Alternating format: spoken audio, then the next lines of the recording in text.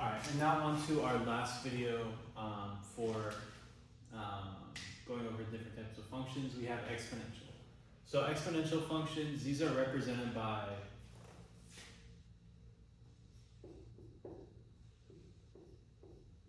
y equals any number to the power of x. So this could be like y equals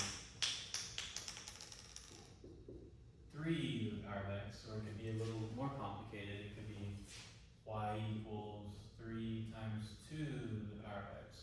Or if you get some fractions in there, like y equals 2 times 1 over 3 to the power of x. If we ever see this little x, it tells us we're going to have an exponential function. So if you guys think about what these graphs look like, they look very unique.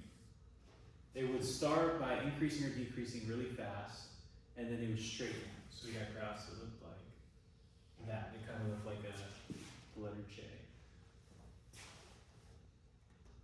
Or they could look like that. Or they could look like, if they're reflected, they could look like that.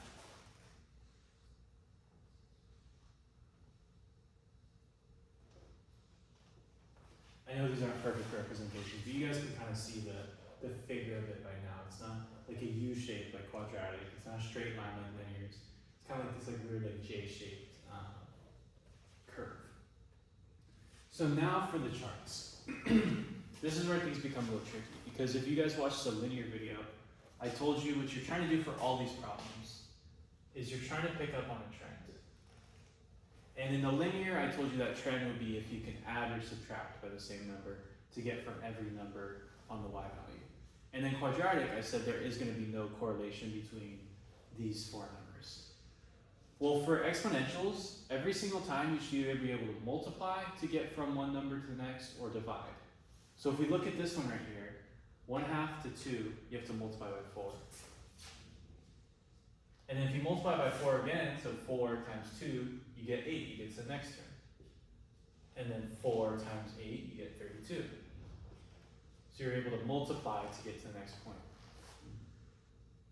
You can do something similar also if you're dividing. So you can see you start with 8, and then you divide by 2 to get to 4.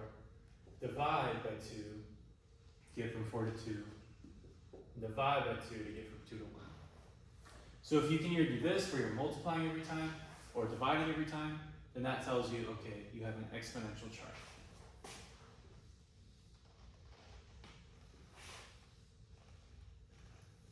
So how do we figure out the equations for these functions? Well, we write exponentials as a number times a number to the power of x. And we can figure out this number. It's, with slope, we had the rate of change, right? Where we're going plus this number minus this number. It's kind of the same thing here. It's whatever rate we're multiplying or dividing by. So I'm just going to call it the rate of change again.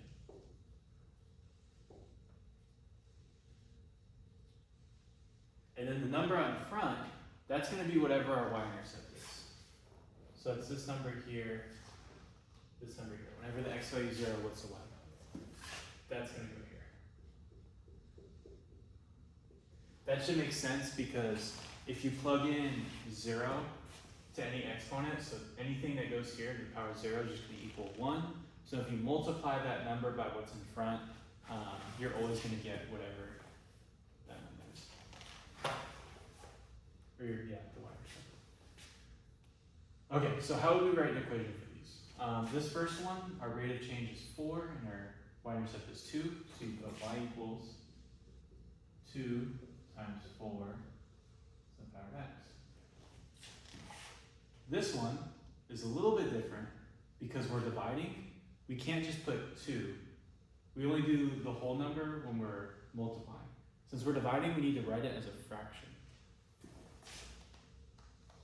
So it's 1 over 2 to the power of x. And then our y-intercept is 4.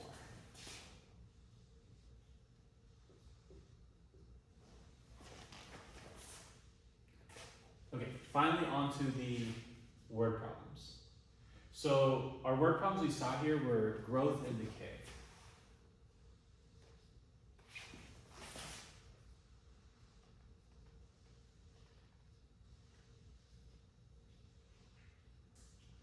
And then it gave us a lot of, it wasn't saying like with linear it says like you're going up by 2, down by exact number. This gives you rates. Gives you like percentages, gives you multiples. So the amount of money you have is tripling by this.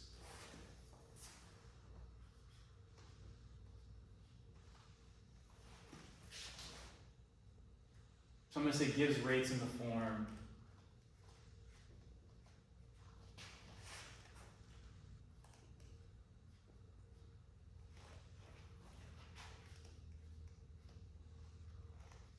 of multiplying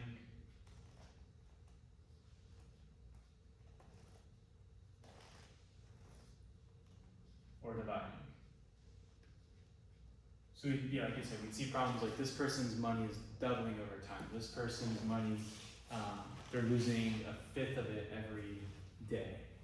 So it wasn't saying, okay, he's going up by $5 every day. It's giving you like a multiple that's changing by. And lastly, just a dead giveaway that you have an exponential word problem is if you see the percentage symbol. So if it says increasing or decreasing by, not a number, but by a rate, like I said. So increasing by 5%, then it's like, okay, that's a dead giveaway. This is an exponential function. So if you ever see a percentage, that probably means that we have an exponential function. And that's all I've got for you guys.